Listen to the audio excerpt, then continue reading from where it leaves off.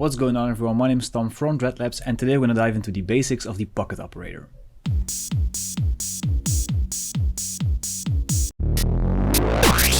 Dreadlabs. So one of the first videos that I uploaded was about the pocket operator and me jamming onto it, and I got a couple of questions if I would be able to explain the basics of this little device. So the cool thing about this is basically you make music on this thing runs on batteries and it fits in your pocket, hence the name.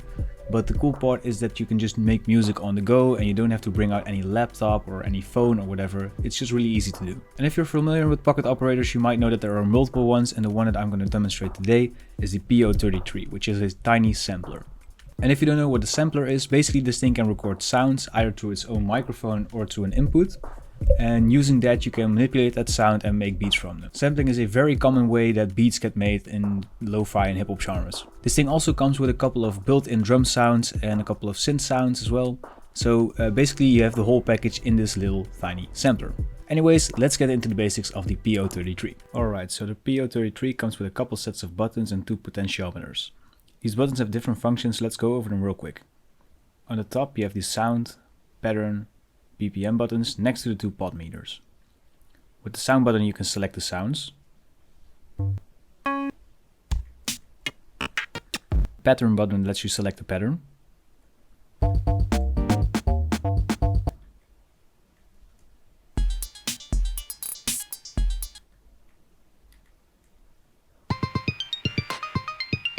And like you probably guessed, the BPM lets you pick a BPM.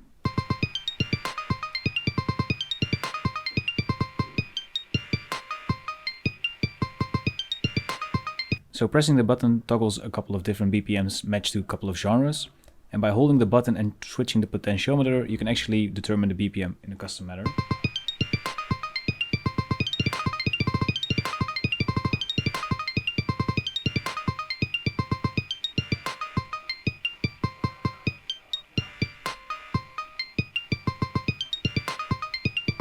Holding the BPM button and switching on the left potentiometer adjusts the swing.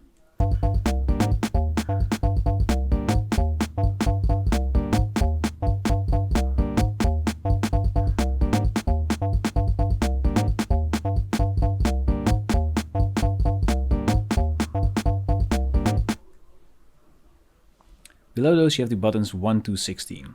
By holding the sound button you can toggle between different sounds, 8 melodic ones and 8 drum ones. With melodic sounds you can play notes, so let's just select sound number 1 here.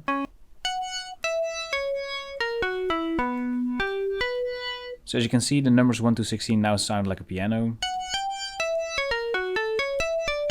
And with the drum sounds you can toggle up to 16 different drum sounds.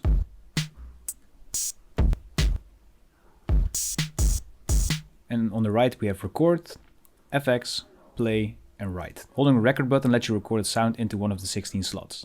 So let's just select an empty slot. And you can see that the slot is empty because 5, 6, 7 and 8 are part of the melodic track, as you can see here. And basically because the lights are off means that those are empty.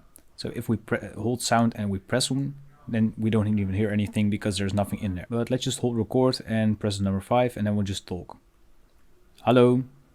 Hello, hello, hello, hello, hello, hello, hello, hello, hello. We can do the same thing with the drum loops, but then this chops it up into a drum track. So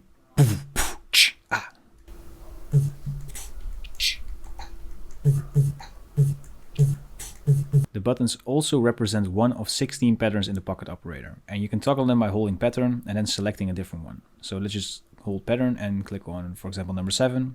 And now if we press play, we will play pattern number 7.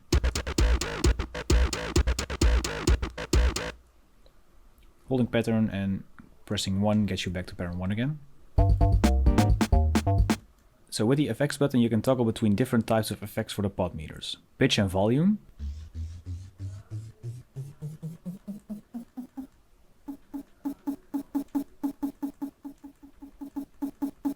Filter and resonance.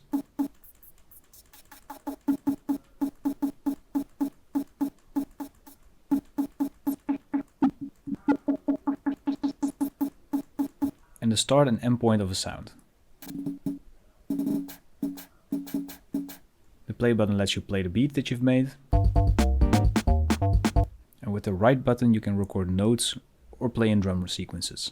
So this all sounds pretty interesting, but perhaps a little bit complicated when you see this for the first time. So perhaps we should just start making a beat and explain things along the way. So let's start with recording a melodic sound. As soon as I'm holding the sound and a number, the Pocket Operator will start recording. So again, let's go to record and let's just make sure that slot 6 is empty. And we'll press record. Ooh. That's my beautiful voice.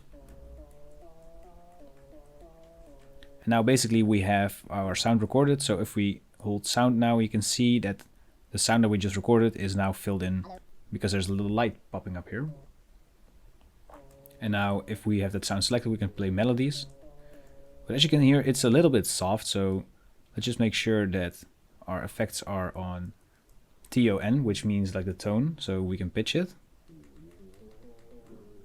But also we can just adjust the volume. And perhaps we could do like a cool bass line with this, so let's just pitch it down.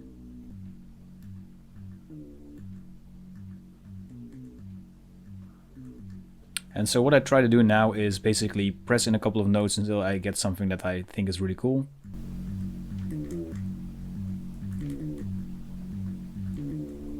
So I kind of like that sequence, like where it goes like this.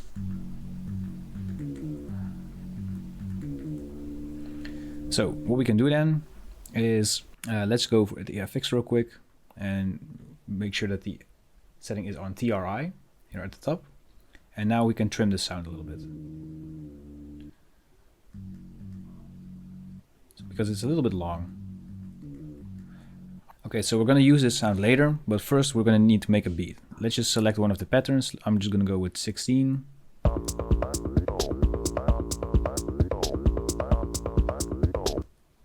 And if we hold sound, we can just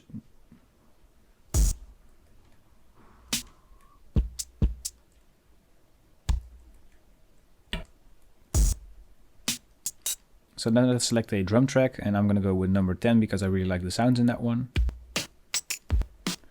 So now that we have this sound selected, again, what we can do is basically see where the kicks and different parts of the drum are.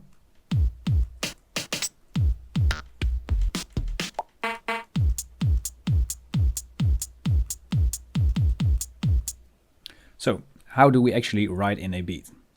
What we can do is the first thing we need to do is select a sound, and we're going to go with the kick, which is number 1. So the last sound we pressed, we are actually able to write in. So if we press write in once, we can now basically see this as a step sequencer and basically press in where we want sound number 1 to be, because sound number 1 is the thing that we pressed last. So if I press in on all of these first notes, so if we press play, we can now hear the kick every first bar. So now if we press play, we have a kick. So if we press one more here,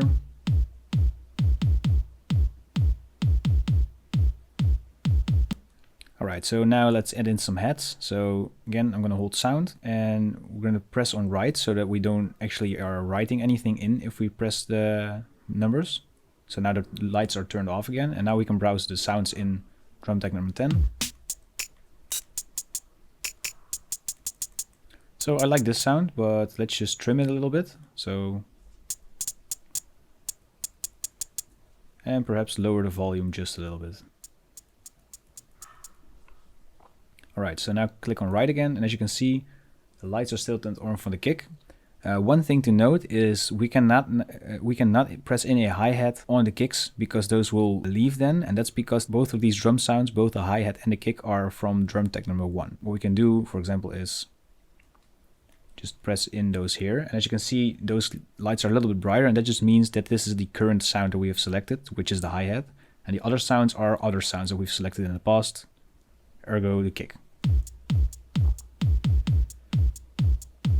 Let's say that we want to have some drums over any of these other sounds. What we can do is select another sound bank. So let's go with number 9. We'll press write again so we can browse the sounds.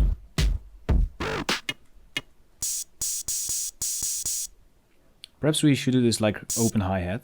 And what we can do is just write in on the spots where we have like the hi-hats and the second kick. And as you can see, those are now not visible anymore.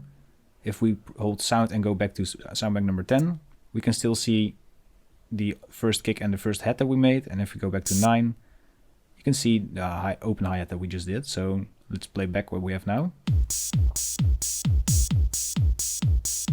Okay, so I guess this is okay for now because it's just the basic beat that we're gonna make. Now let's go back to sound and go to the recording that we just made a couple of minutes ago.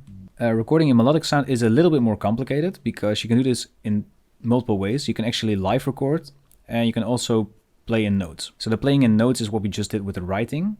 But because we need to play different melodies, it's going to get a little bit complicated. It's basically the same process that we just did, but now I want to demonstrate how to record live. So I'm going to place the pocket operator down for now. And let's see what the melody was again. Pressing right so we can play live again. I think it was this one, like 9, 9, 6, and 7. So let's play what we have so far.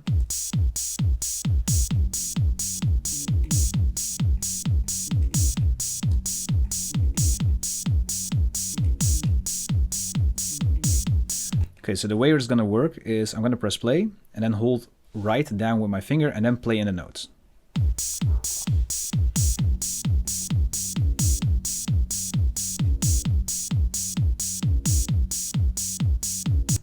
As you can see, we now have a live recording, and if we click on right, you can also see which parts the notes are actually being played in and which part note, because this one's brighter, so that's the actual last note that we used, if that makes sense. So essentially it works in the same way, but it's a little bit more trickier when doing melodic stuff, so I try to play those in live. So pretty good stuff. I hope this was a little bit clear, and if not, just leave a comment and I'll try to explain it to you along the way. And if you want to see more Pocket Operator videos, just let me know.